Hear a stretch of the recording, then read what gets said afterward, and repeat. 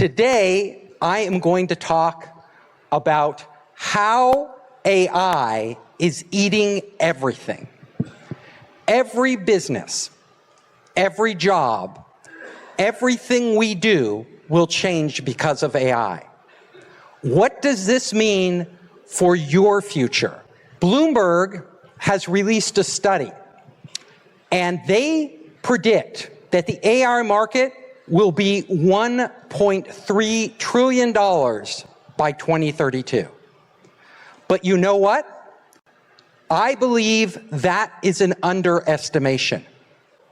I work with many of the top leaders of companies around the world, global corporations like Qualcomm, like Lenovo, Volkswagen, Alibaba. When I talk to these leaders, I will tell you their number one priority right now, number one, for every major global corporation, AI transformation.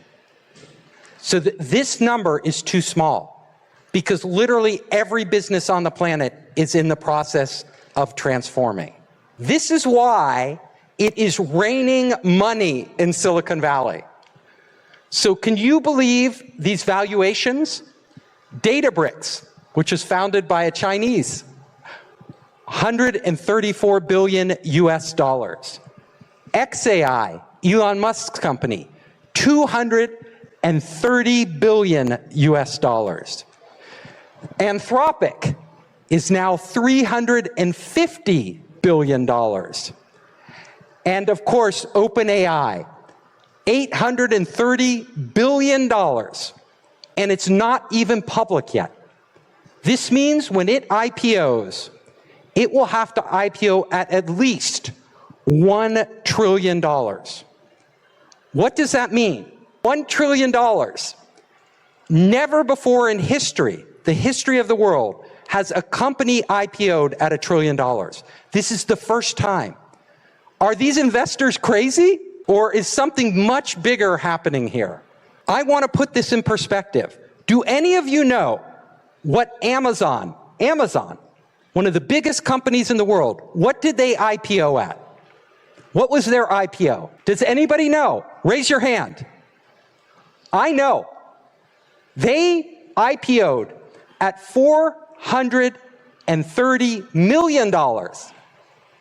Less than $500 million. This means that OpenAI's IPO will be at least 2,000 times Amazon. This is why some people say it's a bubble. But I will tell you, even if it's a bubble, it doesn't matter. Remember the dot-com bubble? Boom! But what happened after that? Google, Meta, all these companies became huge, Amazon, even after the bubble burst. So yes, some of these companies may be overvalued, but that won't stop AI from changing everything we do. Right now, there's a battle for supremacy. In Silicon Valley, we see OpenAI, Google, Anthropic, Microsoft, all competing. In China, you have Kimi, Qwen, Doubao, DeepSeek competing. Who will win? Not all of them. They won't all win. Markets consolidate. There will probably be 2 big AI companies in the future. Just 2. Just like there are now in the world with Google dominates search. You have companies like Microsoft and Apple competing and Google competing on the operating systems. AI will consolidate. It won't be the models. The models are all similar. The companies that wins will be the ones that build the richest, deepest ecosystem, meaning not just the large language model, but the entire platform and what it can do for industry, how it integrates with industry, how many developers they bring on, how many consumers they bring on. Connecting those all together, that is the power, and that is where they're waging their war. AI agents. If you work today at your job, I guarantee you, in the next 5 years, you will be working with an AI agent. Everybody will be. I know this because I'm helping design these systems with the largest companies in the world. They are rethinking the entire workflows in the organization so that every person who works will work in a different way, not the same way. You will not work the same way you do today. The idea of agents won't just be to help you like ChatGPT, but it will transform how you work, because it will be humans and machines working together, which is very, very different than humans and humans working together or humans with machines. All of us will become managers, not the people who do the work, but the people who manage the agents that do the work. This is where we're headed with the technology. And it will impact every department in a company, whether you are in HR, sales, procurement, marketing, your job will change. So let me show you how AI is eating different jobs. Up here is a startup called Icon. They have made an AI marketing agent. This marketing agent actually takes on 5 roles.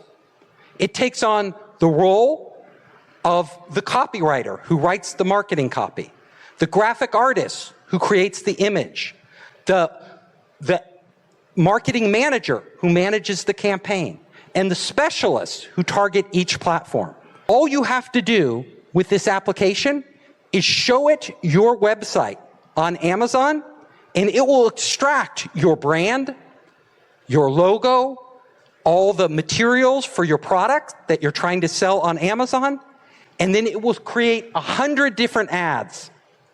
And it will automatically start to show these ads across all these different platforms, across Google, across Meta's platform, across Amazon's platform. It'll show the ads, and then it will select which ads perform best, and it will pour money into those ads. Literally, this application takes over marketing.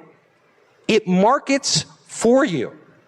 And not only that, it'll look at your competitors' ads. And if your competitors' ads are performing well, it'll copy their ads and put in your brand and your products. This is just one application. AI is eating sales. So there are AI applications now. One of the startups is called Gong. This application will actually listen in to your sales calls when you are making sales calls. It will actually, if you are talking in person to somebody, it'll listen in to your conversation when you're trying to sell somebody a product or service. And you know what? After the call, it'll give you feedback. It'll tell you specifically, you shouldn't have said that. If you want to close this deal, it's much better to have said this. And you should have asked for this instead of asking for that. These applications are so powerful right now. So Gong, they did a study of people using this AI application for sales. And what it does is every time it looks at a salesperson and listens to them, it learns. The AI gets that data and learns what works best. And then it shares it with other members of the sales team. And because of this, the salespeople using AI, they increase the revenue they're closing by 70%. 70% more revenue. AI is eating search. So they did a study recently about shopping online. When people are shopping online, 50% of people today, if they are going to make a major purchase, they go to AI before they make that purchase. They are doing research on AI. Soon it will be 100%. All of us, every person, we won't be searching the web when we go to do e-commerce. We will be searching through AI. This is why SEO is going away. We now have GEO, Generative Engine Optimization. So if you are a brand and you are targeting customers, you no longer think of the internet as the web. You are starting to think of the internet as AI. The internet is becoming AI. VEO, voice engine optimization. More and more people are talking to their AI. The future is we will be having a constant dialogue with our AI. And the AI will be informing us about everything we do in our work, in our shopping, in our life. And then there is AEO, answer engine optimization. Companies now, the biggest brands, I work with Ralph Lauren advising their senior management on how to reach customers. All of them are changing. They're like, if somebody is talking to AI and they want to buy clothing, they want Ralph Lauren to come up on top, right? They have to have it. If they're asking for the best quality, stylish clothing, every brand is competing to be in the answer that AI gives. AI is eating e-commerce. OpenAI just announced that ChatGPT will allow you now to buy products through ChatGPT. So instead of just sending you to a link to Amazon or to a website to buy the product, you'll make the purchase within ChatGPT. Why is this so important? Because ChatGPT now has almost 1 billion weekly active users. 1 billion weekly active users. Half of them are already looking up products that matter to them on AI before they make the purchase. So the interface for e-commerce is now becoming AI. Amazon is worried. They actually blocked OpenAI from accessing their site. They are trying to sue OpenAI because Amazon is scared. They are scared of OpenAI. OpenAI is not just thinking about AI to answer your questions. It is thinking about AI as becoming the internet, as becoming the gateway to the internet. AI is eating social media. We already know that when we watch a video now, whether it's on TikTok or Douyin, whether it's on Instagram or Little Red Book, when we watch a video, AI is deciding what we watch. But it's going a step further. OpenAI just announced that they are launching groups. Groups are where you can get together with your friends on ChatGPT and meet and discuss together. Why is OpenAI doing this? Because they have 1 billion users. And what they want to become is not just question and answer. They also want to become a social platform.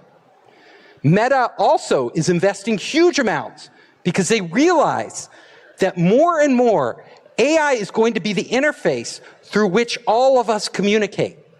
All of us buy products. All of us connect and do business.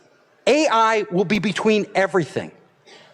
So there will be a point where AI becomes the operating system. Literally becomes the operating system. Why do you think Sam Altman and OpenAI is hiring all these people from Apple to build new devices? They are going to launch a wearable that people will wear every day, that will listen to everything you do in the environment, all the conversations you have, track where you go, and use that data to help you understand and navigate the world. I predict OpenAI will be launching a phone soon. They will be launching a phone soon. We know that ByteDance tried a Doubao phone, but they failed. Why did they fail? Well, because Alipay, WeChat Pay, stopped them. They said, no, it violates our security. But that wasn't the reason they stopped them. Do you know why they stopped them? They didn't want competition. They can see that how powerful AI is. And Tencent and Ant Group know that if an AI phone happens, they could be cut out of e-commerce. So they are trying to block them. There is a war going on right now. The big companies know that AI is going to eat everything, and unless they control it, unless they're the ones in control of the interface, they will lose out. AI is eating call centers. There's a company called Phonely.com. They run AI call centers. These call centers have human-like voices, perfectly realistic voices. But you know what? They went a step further. Instead of just speaking like a human, their voices answer you instantly. You know how when you talk to AI, you know it's AI because you have to wait to get a response. It takes time. They installed custom chips in their data centers to speed up the time so that the AI will talk just like a human, respond quickly. And 70% of the people who call their call centers think they're talking to a human. That's today. That's right now. A year from now, it'll be 90% or higher. Soon, you will be on a phone call, I guarantee it, and you'll be talking to somebody, and you will think they're human. They could be somebody even in your company. You think you're calling HR, and it's a human, but it's AI. You will be talking to AI. So AI will have voices like us. AI will have images, just like a human. We will be talking to AI like we do each other and not even realizing it. AI is eating HR. There is a startup in Silicon Valley called Gecko. So Gecko is a company that allows you, if you are a manager, to interview employees through AI. So if somebody's coming to you for a job, if you have 100 people coming to you for a job and you don't have time to talk to them all, you send them to the AI. The AI will analyze the facial expression. The AI will analyze their tone of voice. The AI will ask them whatever questions it thinks are relevant to the job. And at the end, the AI will give this person on the video call a thumbs up or a thumbs down. So managers of the future will say, okay, I will have 200 people apply for this job, and the AI will tell me the top 3, and I will interview the top 3. What does this mean? This means many of us in the future will be interviewing with AI before we ever talk to a human. We already know AI already screens our resume. Now we have to actually talk to the AI in order to get to a human. Well, this is very efficient for the companies, but it can be very difficult for somebody looking for a job. What if the AI doesn't like you? What if they keep rejecting you? You could never get a job because the AI won't ever introduce you to a human. It's scary.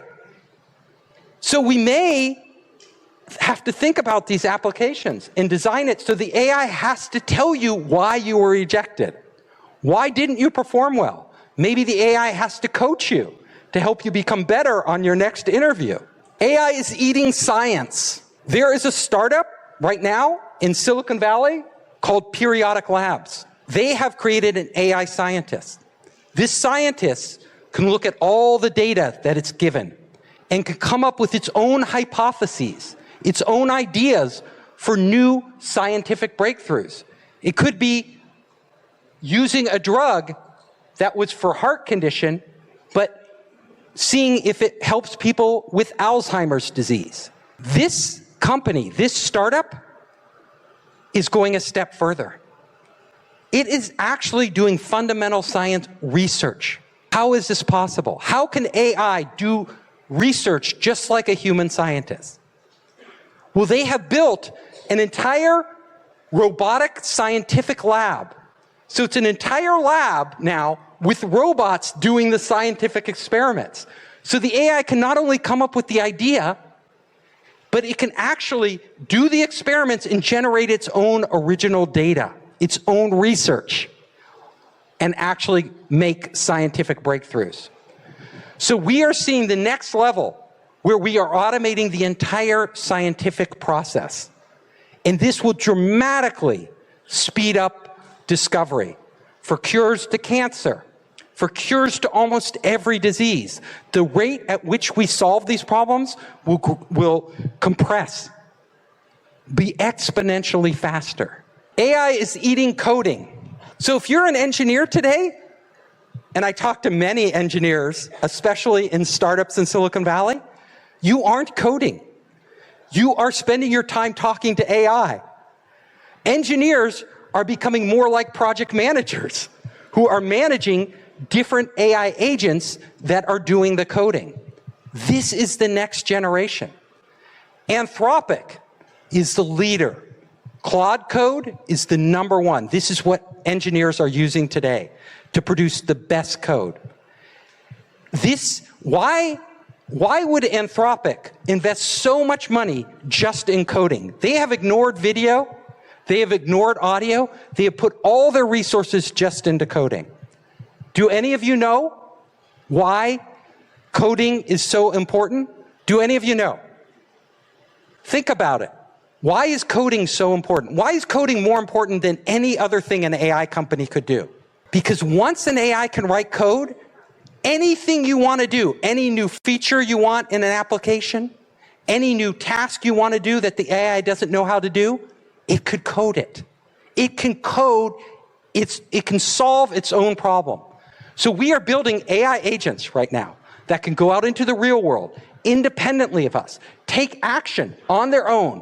If they hit a problem, they don't have the right interface, they need certain code to gather the data or process the data, the AI will be able to write its own code.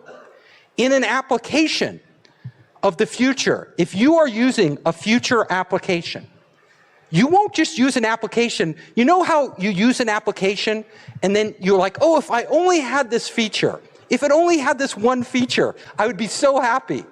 In the future, you'll be able to talk to the application and the AI will add the feature. The AI will literally code the feature just for you.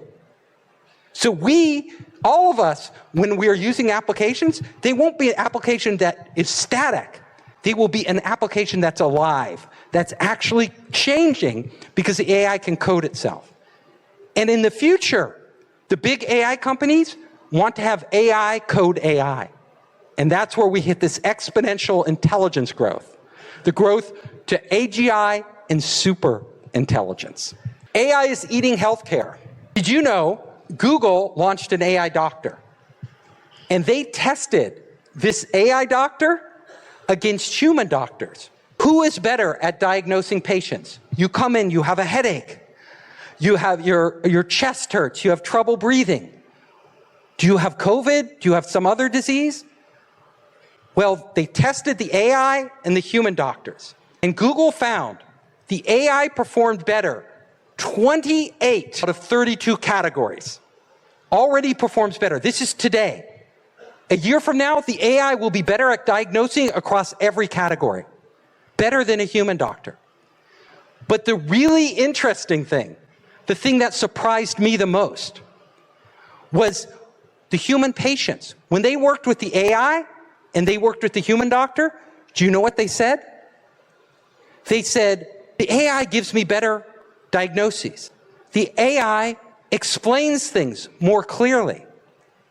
But not only that, they said, I feel the AI was more honest, more truthful with me. And most importantly, they said, I think the AI cares about me more. I think the AI cares about me more than the human doctor. Why? Because human doctors are in a rush, right? They can only spend so much time. I have to go. But the AI will answer all your questions. The AI will be kind to you, right? The AI will be patient with you. Human beings preferred to work with the AI than with a human. What does this tell us? And this is about our healthcare, the most personal thing we can ask for. It tells us that as AI moves into services in society, many of us are going to choose to work with AI over humans. At Stanford University, they have robots that can learn to do surgery on human beings simply by watching videos. The AI, if it watches enough video of human doctors doing surgery, it can do the surgery. No other training. What does this mean for our future? This means we are going to be building these robots that can literally walk onto a job site It could be a construction site. Look how the people build the building, and the robot could learn. Could be a factory, on a factory room floor. Watch what the people are doing. The AI can learn. We are going to be putting robots into the world that can literally learn like we do by observing what goes on around them. And right now, we are on the point where we are building millions of these robots. Millions of humanoid robots. China is the leader. No country in the world can compete with China for robotics manufacturing because no country in the world has the supply chain that China has. It doesn't exist. So China is going to be taking a lead in putting out these robots at a very low cost. I was just in Beijing at the Robot Center, the main robot tech park in Beijing, and I met the robot that just won the robot marathon. So they have robots now running marathons. These robots are going to be so capable in the next 5 years that they are going to be moving out into the workforce. And we are going to see a world where robots will be working alongside us every day. So, will AI eat our jobs? We already know if you are a knowledge worker, AI agents will be able to do most of the work that humans do today. Maybe in 5 years, maybe in 10 years, but it's happening. But even if you serve food in a restaurant, you work in a hotel, you work in a factory, the robots are coming. And the robots never sleep. The robots never take a vacation. The robots never get sick. These robots only need power. Once you make the investment and buy them, they just need power. So if you're an employer, what are you going to do? Hire a human? When you can buy a robot for less money than it costs you to hire a person for 1 year. And then you own the robot. And the robot gets better every year because they get upgraded. New intelligence. So we have to rethink our society and where we are headed. Because we are moving into a totally different world. A different world. Thank you so much for having me here today, and I look forward to hopefully collaborating with you in the future.